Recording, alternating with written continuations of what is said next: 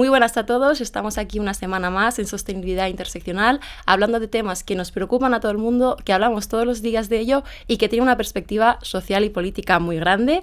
Vamos a hablar sobre comida, vamos a hablar sobre nutrición y para eso ha venido aquí Aitor Sánchez, que seguramente le conozcáis como Mi Dieta Cogea, porque ya tienes un bagaje muy grande divulgando sobre este tema. Muy buena, Bárbara. Un placer, gracias por la invitación. Gracias a ti por venir a este pequeño podcast que está empezando, pero yo sé que tú tienes un trabajo bastante grande y bastante concienciado con que se entienda la importancia de la nutrición en la sociedad, más allá que las dietas, sobre todo no las dietas milagro, en todo caso sería dietas saludables, pero que tiene un papel en general en la sociedad. Y yo creo que estos años, no solo con la pandemia, sino con las leyes que han ido sacándose, con polémicas, hemos visto que la nutrición y la alimentación es un tema social y político. Ya para empezar, los comedores públicos, confinamiento y de repente decir, esto es algo que tenemos que gestionar. Sí, totalmente. Yo creo que además la alimentación ha ido bebiendo de perspectivas diferentes, que a lo mejor antes era únicamente nos acercábamos a ella desde el punto de vista del ocio. Sí que en la última década probablemente nos hayamos dado cuenta de la importancia que tiene la alimentación en la salud y ya, como dices, los últimos años han sido de las otras aristas que tiene la alimentación, es decir, implica un impacto en el medio ambiente, está en el día a día de la política, también forma parte del impacto que generamos en los animales y también en otras personas. Así que como tú dices, y en general la alimentación es que está en muchísimas políticas. No está únicamente apartado a un área hiper específica, que estás hablando de educación, temas alimentarios. Hablas del urbanismo de la ciudad, temas alimentarios. Hablas de agricultura, de sanidad, siempre está metida por ahí la comida y al fin y al cabo pues es lo que más nos relaciona. Totalmente. Los políticos, cuando tienen que decidir o poner las normas de los comedores públicos, realmente están marcando una cosa que trasciende, que va más allá. Lo que hemos visto en los últimos años es que políticos han puesto tuit en contra de sus propias políticas, ¿no? O sea, por ejemplo, la Comunidad de Madrid, pues como cualquier comunidad autónoma, tiene un set de recomendaciones de alimentación y cuando fue el famoso vídeo de Garzón, pues estaban todos poniendo fotos alimentando una polémica que va en contra de lo que ellos en principio decían. También hemos tenido a Donald Trump diciendo que la pasta es verdura y por lo tanto que los colegios pueden poner pues simplemente pasta con tomate y que eso es una ración de verduras. ¿Cómo crees tú que afecta?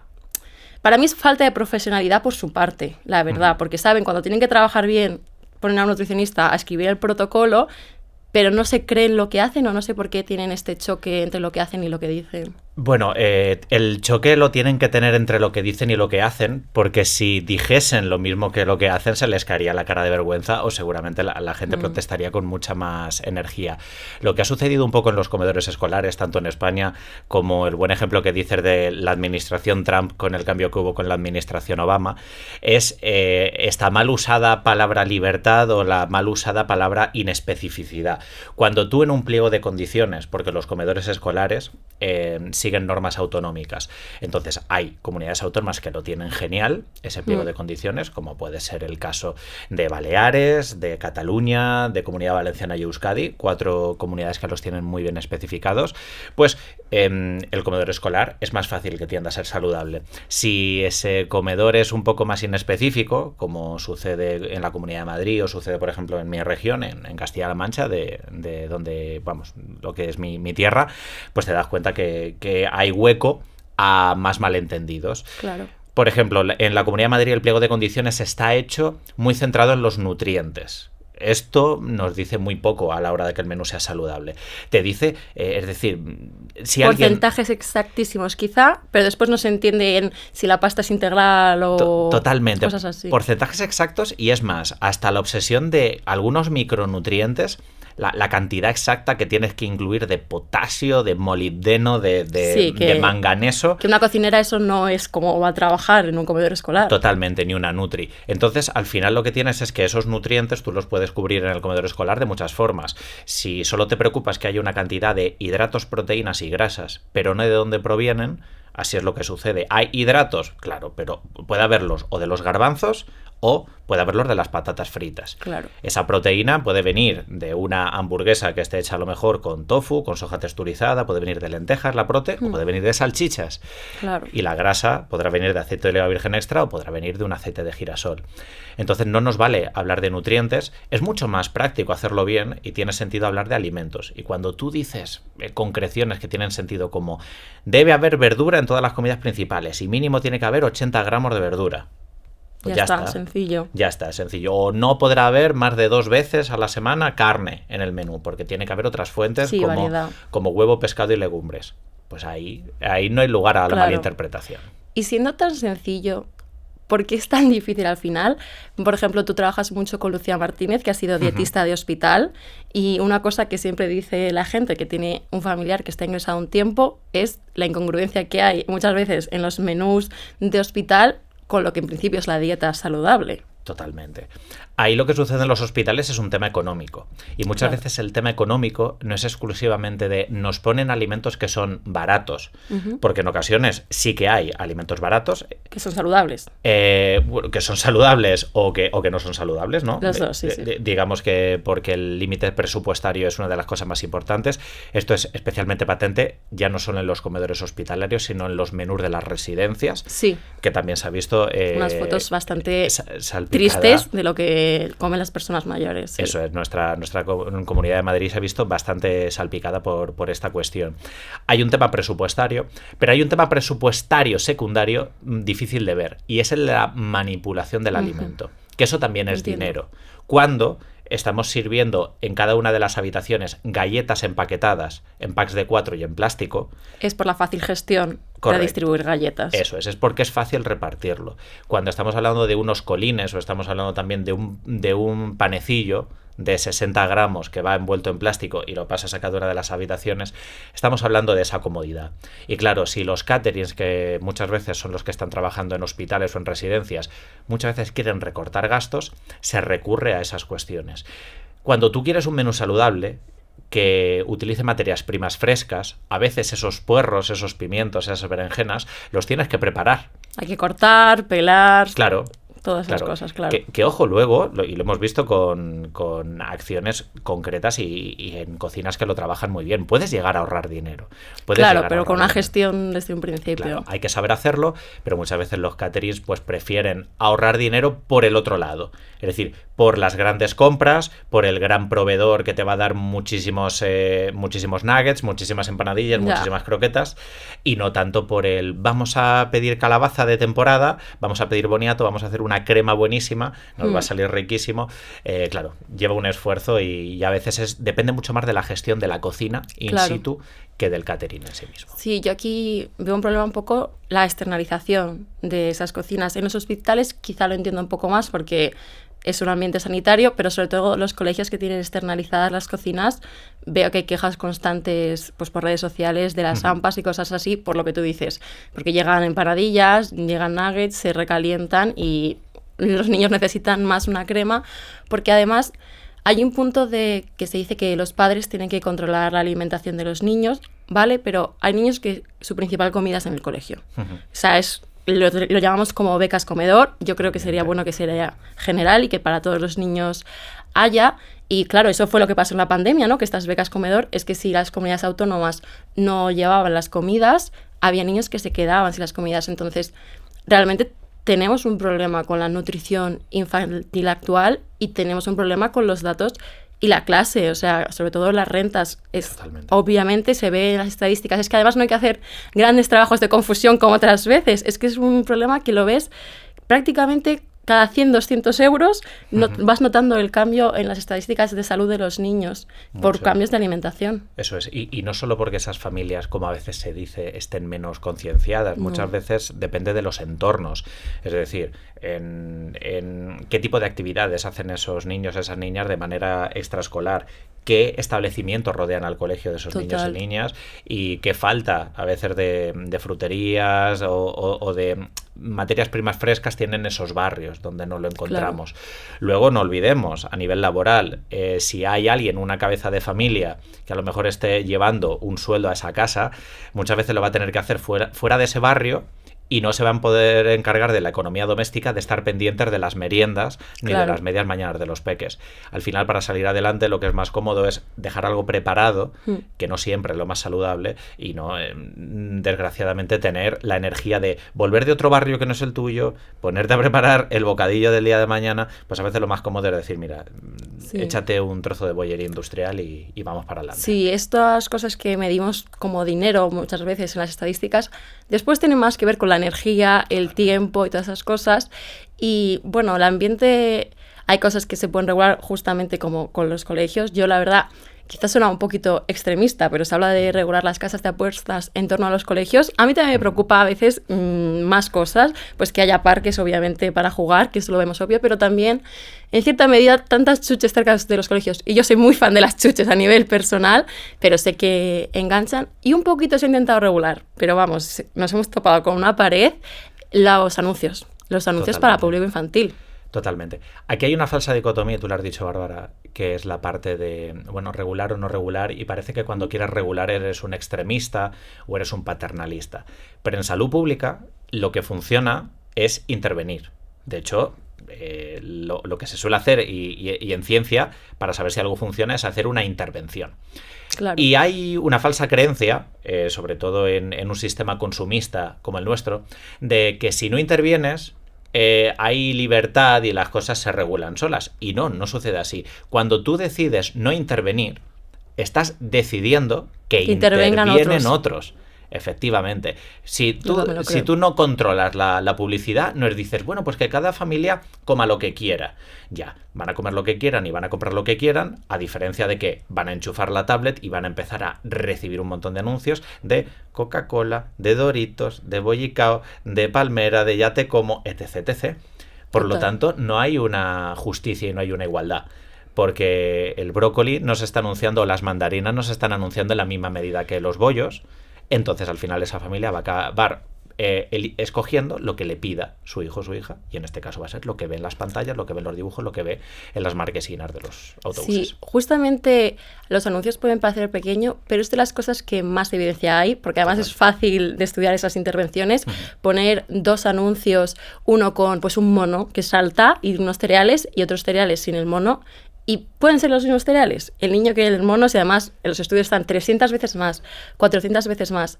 También los estudios de esas partes de clases sociales es que los padres de baja clase social, muy cansados, es muy difícil luchar contra ese niño que ha puesto toda su emoción en esos cereales, claro, porque los anuncios se lo han hecho así. Creo que es en Chile donde de hecho no se permite que los alimentos azucarados tengan dibujos, ya directamente pues en el supermercado paseando, pues ningún mono, ninguna pantera, ni nada. Sucedió con los conejos de Pascua, claro, que estaban con forma de chocolate, este conejo hecho de chocolate, sí, pero que tiene forma de conejo, ¿no? Y cuando empezó la normativa aparecieron los conejos sin el dibujo del conejo. Claro. Entonces era así algo como muy Eso siniestro. les debió de quedar gracioso.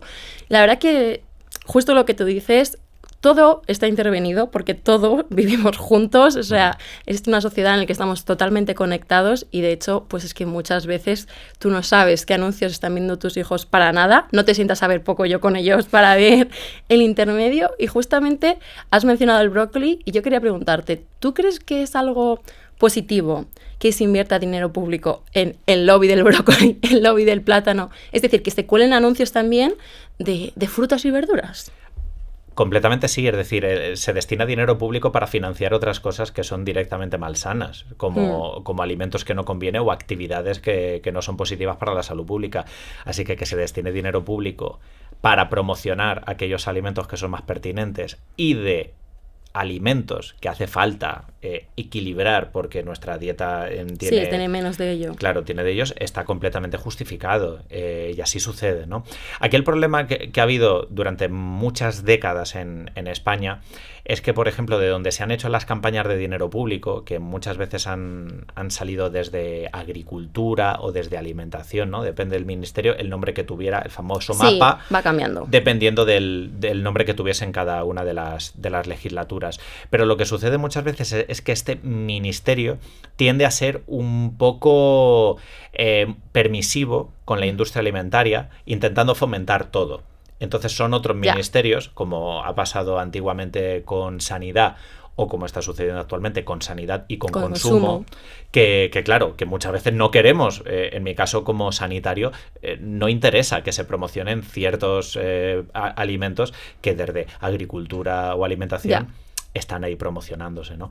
Hemos llegado a tener la paradoja en España de campañas que acercaban el vino a los jóvenes mientras teníamos... me acuerdo, en el cine me llegó a mí ese anuncio que dije, no me estoy creyendo que esto sea un anuncio que veo aquí en el cine. Totalmente, pues hemos tenido campañas que unas iban barriendo y otras deshaciendo por detrás. Campañas para prevenir el alcohol en jóvenes y campañas para promocionar el vino en jóvenes. Entonces, al final, eso sí que es un desperdicio de dinero público. Claro, yo creo que eso es lo que confunde a veces a la gente, o por lo que la gente dice pues que no haya ningún dinero público en campañas de concienciación, publicidad, da igual como lo llamemos, pero hay una parte clara que es que esa es una herramienta del sistema alimentario. El sistema alimentario se basa en lobbies. Tú has estado en la Unión Europea, además, de hecho, en la regulación reciente sobre el alcohol y cómo ellos querían sacar el vino completamente del alcohol. Y salió muy indemne en esa legislación.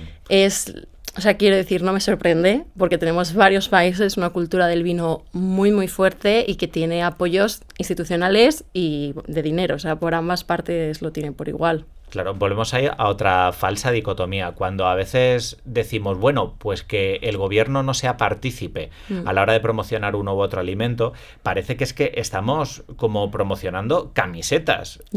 Es decir, no es que haya que escoger un modelo de ropa frente a otro, una marca frente a otra. Es que comer, hay que comer, sí o sí. Son cuestiones que tienen que estar reguladas, como puede ser la vivienda, como puede ser la educación o como puede ser el empleo. Entonces, si decidimos no intervenir en ellas y que sea el mercado el que se regule, al final sucede eso. Todas las meriendas de los niños inundadas con bollería industrial, porque son baratas, se publicitan mucho y son muy atractivas y muy palatables. Y se meten en todos los rincones que encuentran para permear, para entrar. Y es que, mira si entra la industria alimentaria en todo, que hasta en el IPCC más reciente han conseguido eliminar cualquier mensaje hacia... Y es que ya no es veganismo, hacia la reducción mínima. Esto lo sabemos porque hay científicos que son activistas anónimos que filtraron borradores previos y que cambiaron frases como animar al lunes sin carne, una dieta reducida de ternera, porque es el más insostenible de todos los alimentos, simplemente es una alimentación sostenible. Y claro, esto es una cosa que decís muchos los nutricionistas, no sostenible, sino lo de hay que comer de todo. O sea, hay frases que van colando, que lo que yo veo es que cuelan frases que no significan nada. Totalmente. Para que cada cual decida lo que significa para sí mismo. Claro, ahí volvemos a lo que te decía antes, Bárbara, de lo de ser inespecífico. Cuanto menos concretes, menos incómodas a la gente. Entonces, sale una recomendación que es hay que llevar una dieta sostenible, que a mí me recuerda antiguamente cuando se decía hay que llevar una dieta equilibrada. Claro. Equilibrada, ¿no? Pues de todo ¿Qué equilibras? ¿Qué es sostenible? Eso, ¿qué es equilibrado? Tú decides. O qué es en moderación, que muchas veces se dice. Yo no conozco a nadie, yo no conozco a ninguna familia que diga tomamos en mi casa galletas en exceso o tomamos en casa chorizo en exceso. Claro. Nadie tiene la percepción de que está tomando un alimento en exceso cuando hablamos de esta nebulosa de alimentos malsanos. ¿Cuánto es el embutido? ¿A partir de cuándo el embutido empieza a ser perjudicial? La gente no lo sabe. Claro. La gente no tiene claro que el embutido no se debería consumir a diario, porque el mensaje que habría sido certero y habría sido difícil de malinterpretar habría sido alcohol, cuanto menos mejor. Embutidos, cuanto menos mejor. Dulces, cuanto menos mejor. Y eso no es extremista. Y siempre pongo el mismo ejemplo. Ahora tú y yo que estamos sentados. Venga. Sí, sé cuál dices. Ya que sabemos que el sedentarismo es perjudicial. Sí. Ya está. Y no por ello estamos haciendo ni apología de estar sentados, ni tampoco estamos diciendo, por de vez en cuando también se tiene que sentar uno, ¿no? Hay que sentarse también a las 4 de la tarde. No es lo que necesita la gente como mensaje de salud pública. Y voy a recoger lo que has dicho, como mensaje de salud pública. Porque mira, ahora que mencionas lo de sentado, yo pienso en esas amas de casa que las han educado para que no sean capaces de estar sentadas relajadas y tienen que estar limpiando. Y, por ejemplo, sería una persona que tendría que aprender a relajarse. Y habrá unas pocas personas en la sociedad que sufren de ortorexia, creo que es lo que se menciona más. No estoy segura cuál es la palabra que van a recoger al final los sanitarios, que a lo mejor tienen que trabajar una relación con la comida. Pero tenemos que entender la diferencia individual con la salud pública. Entonces no podemos perdernos mensajes importantísimos, como lo hemos dicho, de el vino cuanto menos mejor, o bueno, en verdad el alcohol en general, no hay que especificar, los embutidos por ser carne procesada, que es un cancerígeno. Entonces se están colando cosas y esto lo quiero decir porque es la industria la que cualquier lucha la cambia y la coge a su favor. Entonces, claro, si ahora hablamos de aceptación de los cuerpos, que es totalmente necesaria, lucha contra la gordofobia, que es totalmente necesaria, Así es. va a pasar lo mismo que ha pasado con el feminismo y los pintalabios. ¿Qué ha sido? Ponte este pintalabios porque es con el que vas a enamorar a la gente y ahora es, cómprame este pintalabios porque es con el que te vas a empoderar. Entonces yo creo que es muy importante que sigamos hablando de esto, que los nutricionistas no paren de hablar de salud pública, que estén en todos los ambientes necesarios sobre la alimentación, porque lo que no hagáis vosotros como sanitarios, lo va a hacer la industria vendiendo y vendiendo. Y va a aprovechar cada resquicio, como dices, para aprovechar estar ahí. Por ejemplo, yo entiendo que haya que tenga que convivir el mensaje en redes sociales, sobre todo para chicas jóvenes que tienen una mala relación con la comida, y que está muy bien que sigan a dietistas nutricionistas que están haciendo una gran labor de concienciación, de quitar culpa, de quitar peso, de hacer un muy buen trabajo con el body positive. Pero lo que no podemos hacer es quitarle importancia a cuando nos estamos refiriendo a público general. Claro. Es decir, si estamos haciendo una campaña de salud pública y estamos diciendo que alcohol cuanto menos mejor, y estamos diciendo también que azúcar cuanto menos mejor, es porque nos estamos refiriendo a todos esos millones de personas que tienen un consumo excesivo de eso. Y aunque estemos muy preocupados por nuestro nicho, del que por supuesto nos tenemos que preocupar, que es de toda esa gente que está al riesgo de un TCA, lo que no podemos hacer es decir, oye, no podemos hacer este tipo de campañas porque hay gente que está al borde de un TCA. Es como decir, oye, no, entonces no podemos hablar de alérgenos porque hay gente que es alérgica. Y no podemos hablar del gluten, no podemos incluir en recomendaciones oficiales porque hay gente que es celíaca. No, tiene que haber un mensaje robusto de salud pública para todo el mundo. Y luego, esas particularidades, esas individualizaciones, tienen que pasar en consulta. Porque claro, aquí este mensaje molestará, pero no tenemos que ser igualmente contundentes y decir que la bollería industrial es perjudicial, y no deberíamos ser muy tibios en este mensaje por si a alguien le malinterpreta y empieza una mala relación con la comida. Eso es un tema individual y de consulta, y de mala relación con la comida. Es lo que hay que tratar. Pero no podemos estar perfilando todos los mensajes de salud pública por si se malinterpretan en todos los sentidos, porque entonces no hacemos campañas. Claro, es que la salud pública no es solo la sanidad pública, que es lo que hay una confusión, y los TCAs también tienen un guión social, porque has mencionado a mujeres jóvenes, sabemos cuál es el perfil principal, y es importantísimo que existan sanitarios específicos para ayudar a estas personas, me da igual si es en redes sociales. Claro, es que yo creo que el problema que hay aquí es que los dos sanitarios, los dos perfiles que tendrían que ayudar a estas personas no están en la sanidad pública. No hay nutricionistas y casi no hay psicólogos. Además, pero es que mira, Bárbara, es que el enemigo de las chicas que desarrollan TCAs no es la dietista nutricionista que da consejos generalistas. El enemigo es el patrón estético imperante. Totalmente. El enemigo es que solo importen los cuerpos en Instagram y en TikTok. El enemigo es cada una de las cosificaciones que vemos del cuerpo de la mujer constantemente. Ese es el enemigo. El enemigo no es cuando nos referimos a público general y decidimos, oye, tenemos una dieta superflua que es asquerosa con un montón de alimentos que son malsanos. Y, por favor, alimentos malsanos, no digamos eso. Sí, son dos luchas completamente compatibles. Sí, lo que yo percibo, mira, yo fui hace poco justamente a vuestra clínica, a la clínica Leris, pues con una dietista nutricionista, porque siendo vegana me fiaba de poca gente, y era por temas de intestino, como de dolores y cosas digestivo, así. Vaya percal el digestivo. Claro, ¿no? Entonces como que quería ayuda porque sabía que sola no iba a poder, y claro, pues para mi ambiente era como, vas a que te pongan una dieta. Es como, un poco sí, porque te ponen unas recomendaciones, pues como es digestivo, pues cosas como pelar los calabacines, cosas que nunca diríamos a lo mejor en salud pública, pero que en mi caso podía ser necesario. Pero ¿qué pasa? Todo mi ambiente al final lo veía exactamente igual. Lo que yo había hecho en consulta con la dieta de una revista de, yo qué sé, La Piña, la que sea. Entonces, el problema es que yo creo que no se conoce vuestro trabajo de verdad. Entonces, yo no fui a una nutricionista que podríamos considerar antidietas, pero lo que me encontré fue que yo me estresé porque cogí algunos patrones antiguos de TCA y una nutricionista que yo no sé si está especializada en algo, pero que simplemente enseguida me lo vio y me dijo, ten cuidado con lo que estás diciendo. O sea, yo le dije, a lo mejor tengo que comer menos grasas. Y me dice, ¿Qué piensas de las grasas? Red flag. ¿Por qué crees que, sabes? Ella ya vio lo que yo decía y hablando con una profesional, pues enseguida supo diferenciar entre lo personal, entre la salud pública, en la mochila. Que había todas las cosas, claro que sí. Y fíjate que son dos problemáticas distintas. Es que puedes ir a consulta para tratar un tema digestivo y que haya que compatibilizarlo con otro tema de autocuidado y un tema de buena relación con la comida.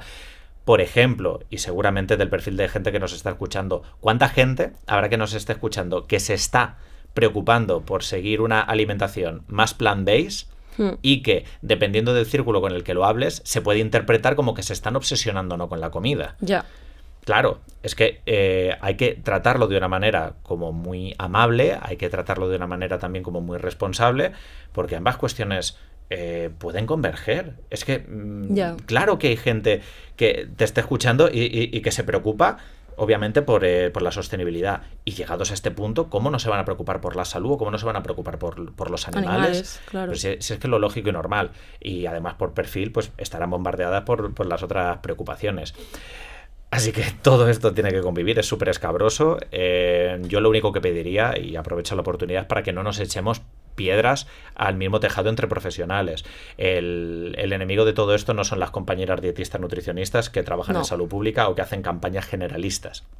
Ni muchísimo menos. El problema son todos los agentes externos que cada día, por culpa de cosificar y por generar estereotipos estéticos de la mujer, son los que acercan a la gente al TCA. No son los mensajeros de salud pública. Yo es que ahora que estamos en campaña en la comunidad, estoy enfadadísima porque cuando ahora se habla de sanidad, lo que dicen los partidos que están en la oposición es que va a haber pediatras. Y claro, si estamos en 2023 peleando porque haya pediatras, personas como yo, que vemos súper importante la figura del nutricionista en la sanidad pública y que puede ayudar a gente con problemas de corazón que no van a saber ayudar los médicos de familia. Porque, mira, me acuerdo hace poco, me crucé con un TikTok de una mujer que decía algo así como, es que tú vas al médico y te dice que adelgace y es como ir al informático y te dices que apagues y enciendas el ordenador. No sé, esfuerces un poco más, eso lo sabía hacer yo en casa.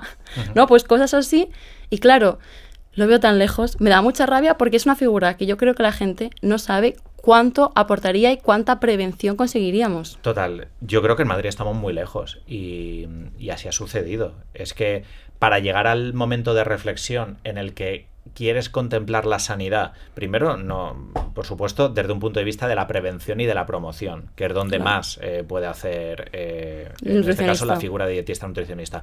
Claro que podemos hacer en la parte interventiva, claro que podemos hacer, por ejemplo, cuando estamos en planta y en hospitalizaciones, pero sin duda el gran potencial que tiene una dietista nutricionista es en prevención, en esos centros de atención primaria, como ha sucedido, por ejemplo, en Cataluña, con una gran contratación de dietistas nutricionistas, pero también ha sucedido en Galicia. Y son gobiernos distintos.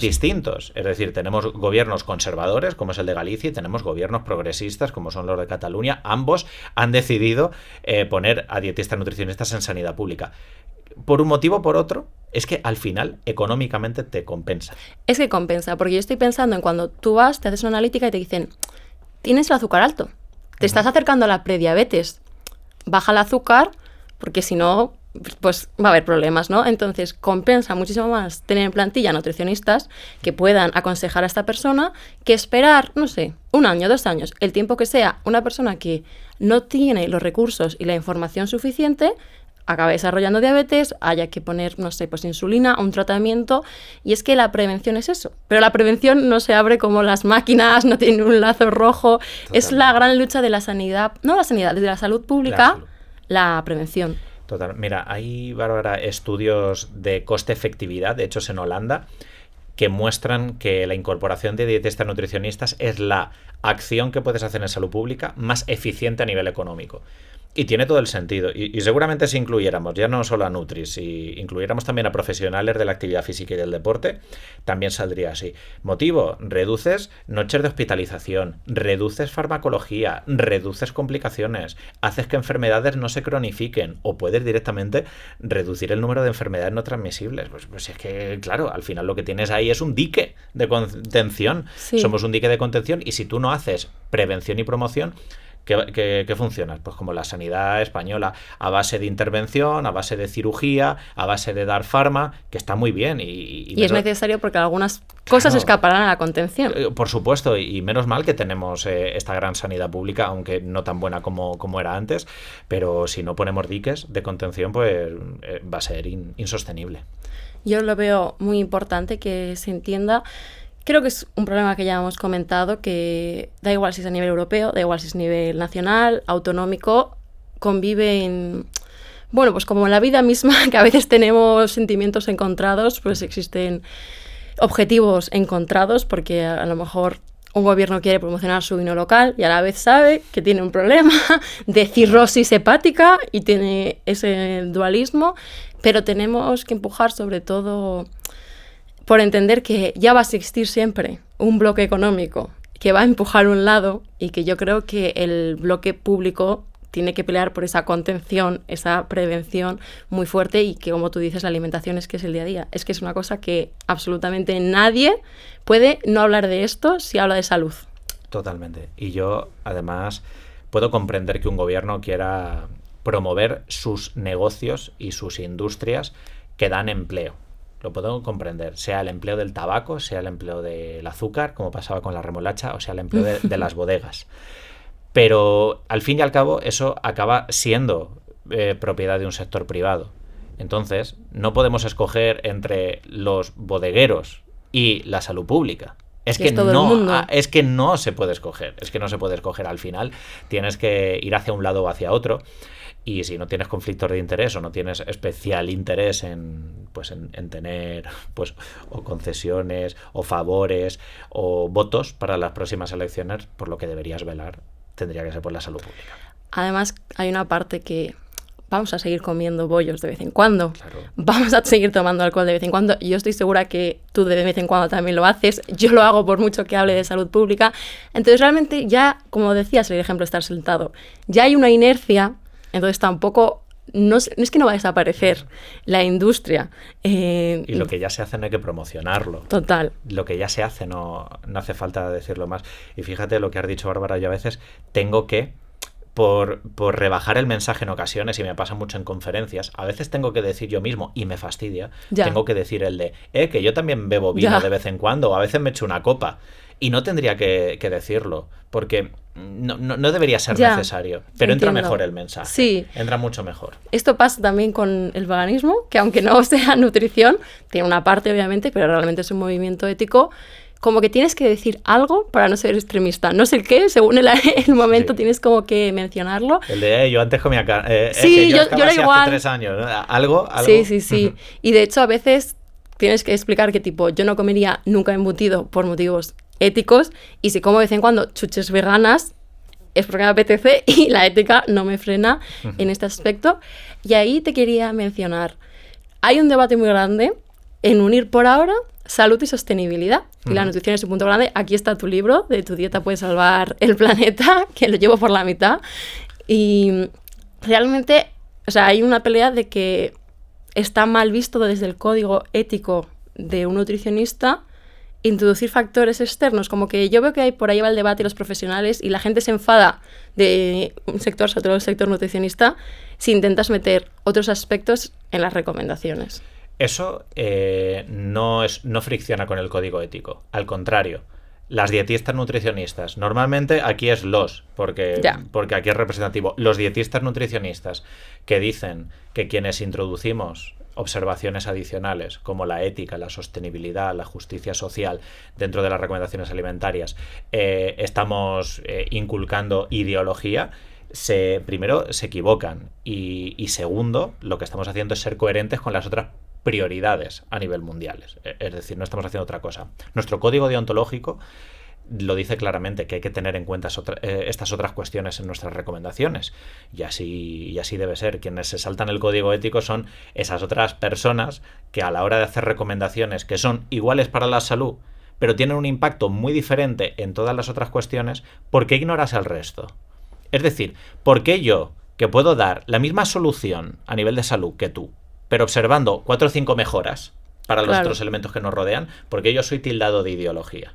Pero ¿por qué tú, que estás en tu consulta y van a verte, porque quieren un mejor culo, porque quieren saltar más alto, porque quieren caber en un bikini, porque eso es éticamente aceptable? ¿Y por qué yo, que intento ayudar a la gente a que tenga un menor impacto ambiental o tenga menos sufrimiento a los animales, yo hago ideología? Peor será tu ideología, que es la de mirar hacia otra parte cuando la gente únicamente quiere objetivos estéticos. ¿Y eso está bien? Pues son disonancias insoportables, claro, bajo mi punto de vista. Es un poco, me he acordado, pues esta nutricionista que vio un poquito las red flags en mi consulta, pues seguramente habrá nutricionistas que por facturar más vean red flags y las ignoren en algunos puntos porque, bueno, es que claramente es un sector muy amplio y no todo el mundo cumple los códigos deontológicos y éticos y habrá gente poniendo recomendaciones que van en contra de la salud porque el paciente dice que quiere esto y bueno, porque es cliente en vez de paciente y no hay... Es un sector que aún a mí me preocupa cuando alguien me dice he ido a un nutricionista porque no sabes si ha ido a un nutricionista, dietista nutricionista que cumple el código deontológico o a saber que es alguien que se llama nutricionista. Efectivamente. Ahora mismo la mayor incertidumbre cuando alguien dice yo he ido a un nutricionista, yo sigo pensando no estoy seguro de si has ido a un dietista nutricionista. Cuando has ido a un abogado sí que sabes que sí, vienes. Es verdad. O cuando te firman los planos una persona licenciada en arquitectura sabes que eso está ahí bien hecho. Con la nutrición no, porque hay mucho coach nutricional, porque hay mucho asesor de bienestar, porque tampoco se distingue bien entre dietista, nutricionista y dietista, pero aún así, quiero decir, ojalá acabasen más en nuestras compañeras dietistas de la formación del grado superior en dietética, ¿no? La idea es que la terminología todavía no está como muy, muy patente, pero al menos sí que se ha avanzado en los últimos años, ¿no? La gente sí que sabe que la alimentación requiere de un profesional específico.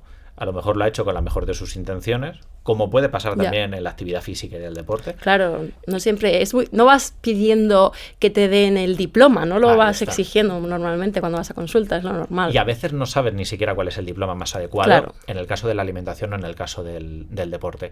Así que sí, entiendo que esa barrera esté y como muy bien has reflexionado, es que creo que además en una profesión que depende tanto del autoempleo, a día de hoy, bueno, malas prácticas hay en todos sitios. Habrá gente de psicología que estira muchísimo con pacientes y les podría haber dado el alta. Que no esté siendo profesional, entiendo. Que divaga, que hace tipos de terapias que no estén basadas en evidencia, y eso pasará pues con medicina, desde gente que recomienda fármacos sin evidencia científica, pseudoterapias, vamos, eso hay en todos lados.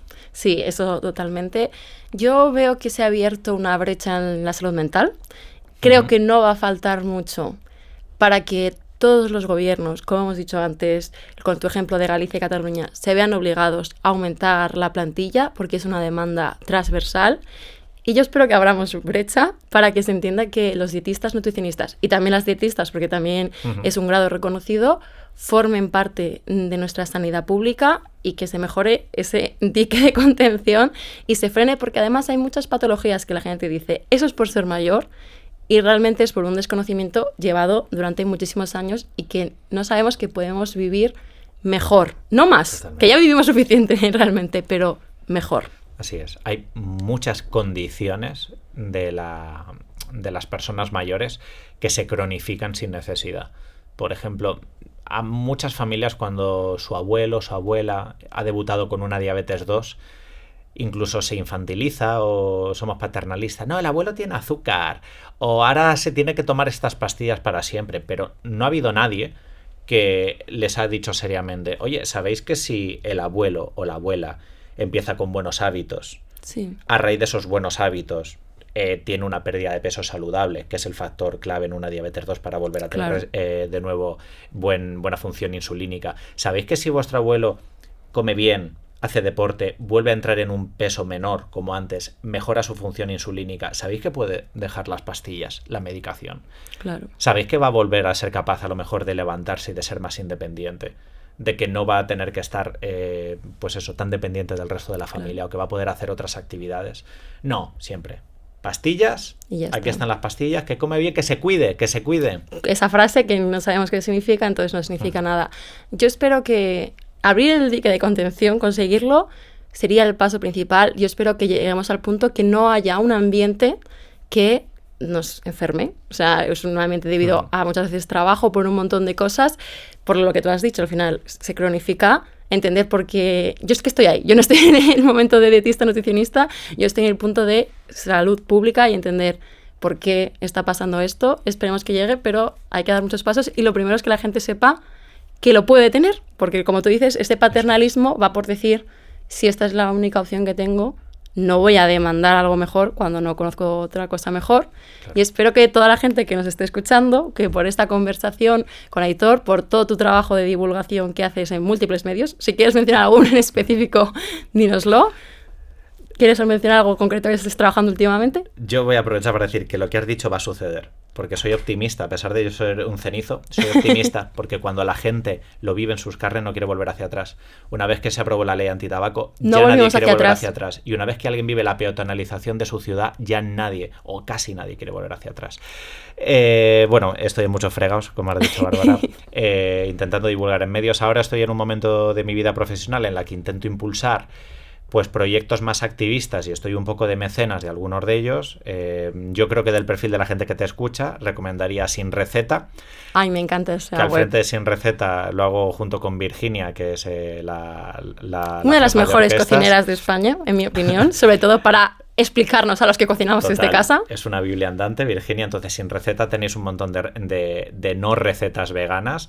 Estoy también con un proyecto con mi equipo, que es el de Viajetal. Sabía que ibas a mencionar ese y me gusta mucho. Me está gustando mucho porque estamos aprendiendo de muchas regiones de España, de otros países, y estamos acercando la gastronomía, pero con una visión social responsable y obviamente sin maltrato animal de otros lugares. Estamos aprendiendo muchísimo y bueno, es de estas clases de proyectos que ahora que tengo un poquito de estabilidad laboral y obviamente lo compatibilizo con la divulgación, con los libros, con la radio, con la tele, etc, pues me apetece. Entonces, bueno, yo prefiero promover los que son los proyectos activistas, que en este caso serían Sin Receta y Viajetal, que son los dos proyectos que impulso con mis propios fondos y porque creo que tienen que estar ahí.